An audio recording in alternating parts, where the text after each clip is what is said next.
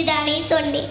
அதற்கு நீ இதுவரைக்கும் அலைக்கும் சலாம் என்று சொல்லதானே நான் நிறைய தடவை கேட்டிருக்கிறேன். நீ என்னென்ன புதுசா நிறைய பதில் சொல்கிறாயே. ருக்கையா, நம்முடைய நபி ஸல்லல்லாஹு அலைஹி வஸல்லம் சலாம் சொல்லும்படியும் சலாத்துக்கு பதில் சொல்லும்படியும் சொல்லி தந்திருக்கிறாங்க. நீ அறியாமல் இருப்பதால் வலைக்கும் சலாம் ரஹ்மத்துல்லாஹி வபரகாத்துஹு என்று சொல்வது உனக்கு வித்தியாசமாக தெரிகிறது. அப்படிக்கோள் அதிகப்படியாக பதில் சொல்ல எனக்கு நன்மைதான் அதிகமாகும். தஸ்பிகா, நன்மை அதிகமாகும் என்பது உனக்கு எப்படி தெரியும்? அப்படி கேள்றிருக்கையா, அதான் புத்திசாலித்தனம்.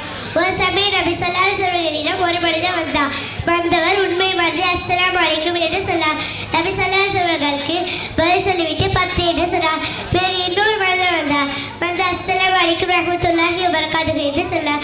நபி ஸல்லல்லாஹு அலைஹி வஸல்லுக்கு பதில் சொல்லிவிட்டு 20 என்று சொன்னார். மூன்றாவது மனிதன் வந்து அஸ்ஸலாமு அலைக்கும் ரஹ்மத்துல்லாஹி வபரகாத்துஹு என்று சொன்னார்.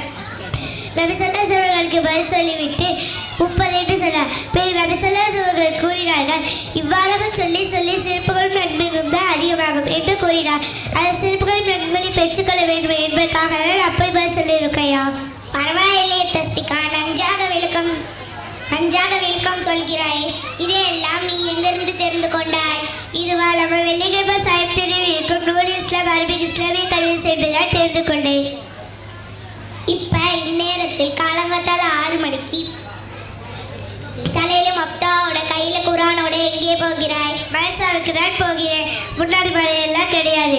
காலையில் 4:30 மணிக்கு, சாயங்காலம் 6 மணிக்கு தான். சரி இருக்கையா, நீ மதரசாவுக்கு போக மாட்டியா? இன்ஷா அல்லாஹ் இனிமேல்